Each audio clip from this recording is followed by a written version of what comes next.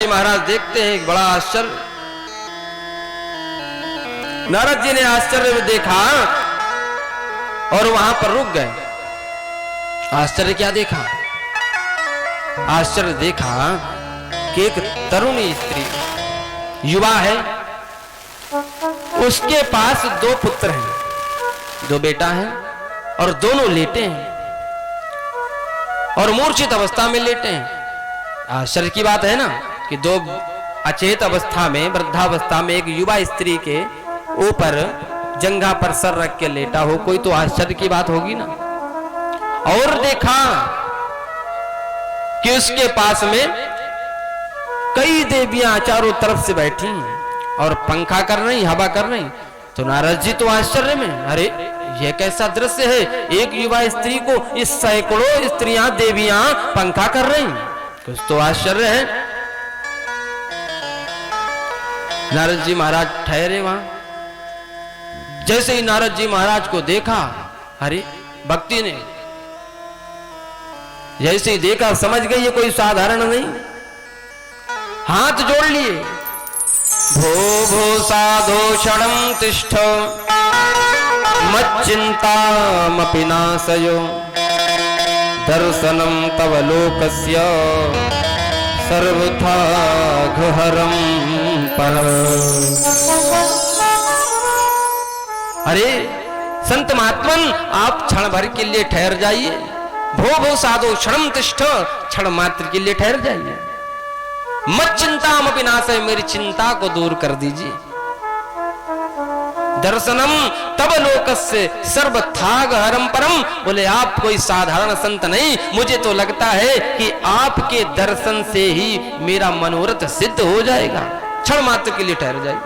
अब तो नारद जी, जैसे ही भक्ति ने कहा तो नारद जी रुक गए। अब नारद जी ने पूछा, अरे आप कौन हो? अहम भक्तिरिति ख्याता, मैं भक्ति हूं। अहम भक्तिरिति ख्याता इमौ में तनयौ मतौ ज्ञान वैराग्य नामानो काल योगेन जर्जरौ। अरे मैं भक्ति हूं। ये तने जो आप देख रहे हो ना, जो दो पुत्र अचेत अवस्था में लेटे हैं, ये कोई और नहीं, ये हमारे दोनों पुत्र ज्ञान और वैराग्य हैं।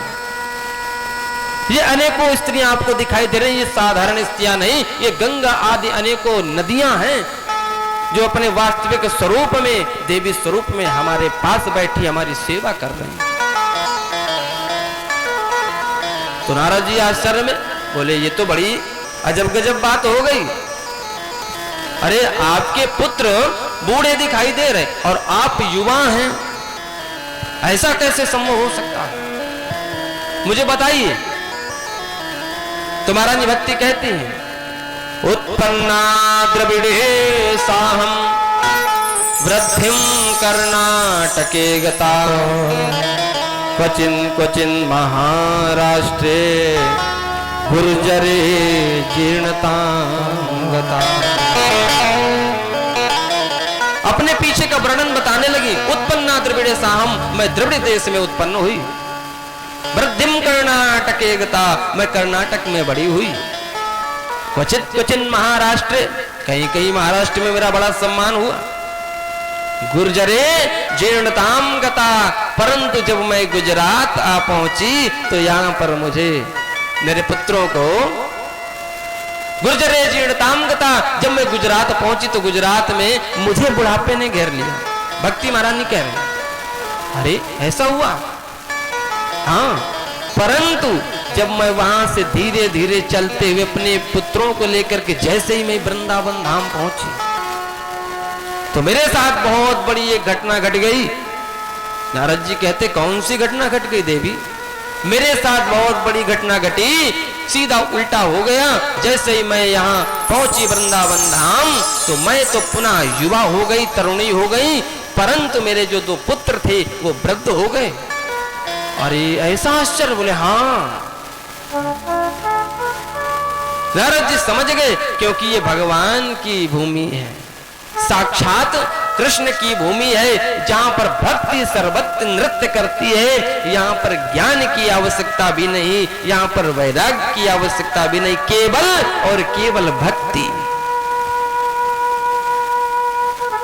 नारद जी समझ गए, बोले तुम चिंता मत करो, मैं तुम्हारी चिंता का समाधान कर रहा हूं। नारद जी बैठ गए, संकल्प किया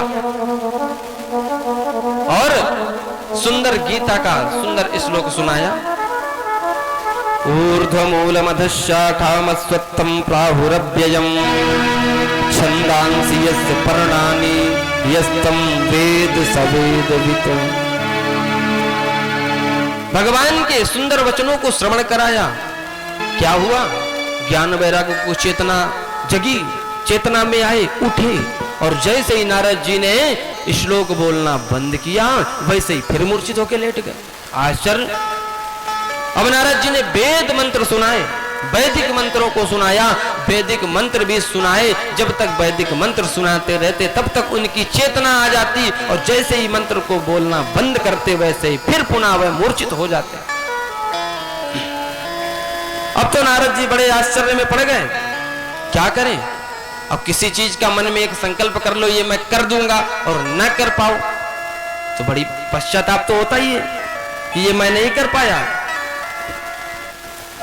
इधर नारद जी को बड़ा पश्चाताप, मन में सोचते हैं। उसी क्षण भगवान की ऐसी कृपा, व्योमवाणी हुई। व्योमवाणी का मतलब आकाशवाणी। कहते हैं परमात्मा को बोलने के लिए मुख की आवश्यकता नहीं होती है, परमात्मा को चलने के लिए पैरों की आवश्यकता नहीं। बिना पैरों के इतनी जोर चलते हैं कि कोई चल नहीं सकता। सुनने के लिए उन्हें कान की भी आवश्यकता नहीं। कहते हैं बीनु पग चलाए सुने बीनु काना, पग चलाए सुने बीनु काना, पग चलाए सुने बीनु काना, पग चलाए सुने बीनु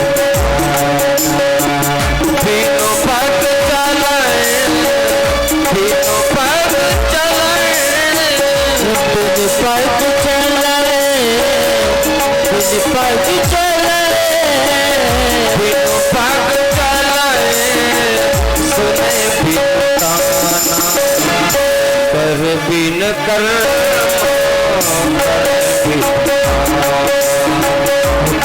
बुध कर में करे बुध कर में करे।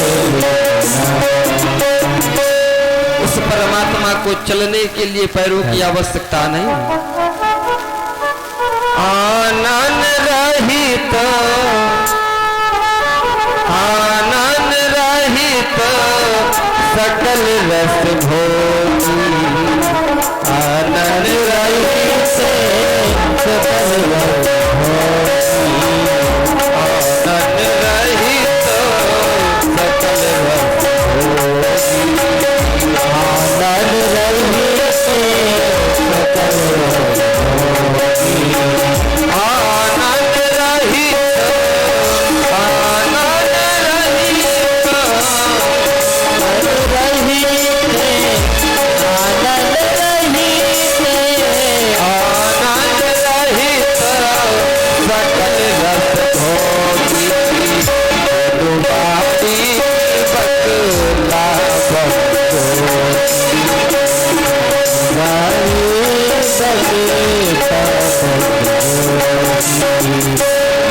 आनंद रहित सकल रस भोगी, बिन वाणी बकता बड़ जोगी।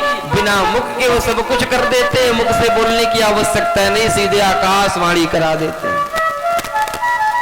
व्योमवाणी हुई। नारद जी से कहते हैं व्योमवाणी वो माया। अरे नारद जी महाराज, आप व्यर्थ के चक्कर में मत पड़िए, सत्कर्म करिए। अब तो नारद जी को ये व्योमवाणी जैसे ही सुनी, नारद जी आश्चर्य में, व्योमवाणी हुई, समाप्त। अब नारद जी मन में विचार करते, मैंने संकल्प किया है कि मैंने ठीक करूंगा, और यदि नहीं ठीक करता हूं तो जो लोग कहते हैं कि संत का दर्शन बहुत पुण्य देने वाला होता है, वही लोग कहेंगे कि संत के दर्शन से तो ऐसा हो गया कि मेरे बालक ठीक ही नहीं हो रहे। तो नारद जी चल दिए मन में विचार करने के लिए कि सत्कर्म मैं करूंगा, सत्कर्म, अब सत्कर्म करूंगा, लेकिन नारद जी सोचने लगे सत्कर्म होता क्या है। इतने महान संत, परंतु भगवान की लीला देखिए। मन में विचार करते हैं, अरे बात तो सही है, लेकिन सत्कर्म होता क्या है। अब नारद जी जहां पहुंचते कोई संत महात्मा मिल जाते तो उन संतों से पूछते, अरे संत भगवान मुझे ये बताइए सत्कर्म क्या होता है। अब जैसे ही लोग सुने कि नारद जी पूछ रहे सत्कर्म क्या होता है, तो बोले जब ये नहीं जानते हैं तो हम क्या कहां से बता पाएंगे, इतने बड़े महात्मा। बोले यहां से निकल लो तो उसी में भलाई है। नारद जी कहीं आगे बढ़े, किसी संत को पता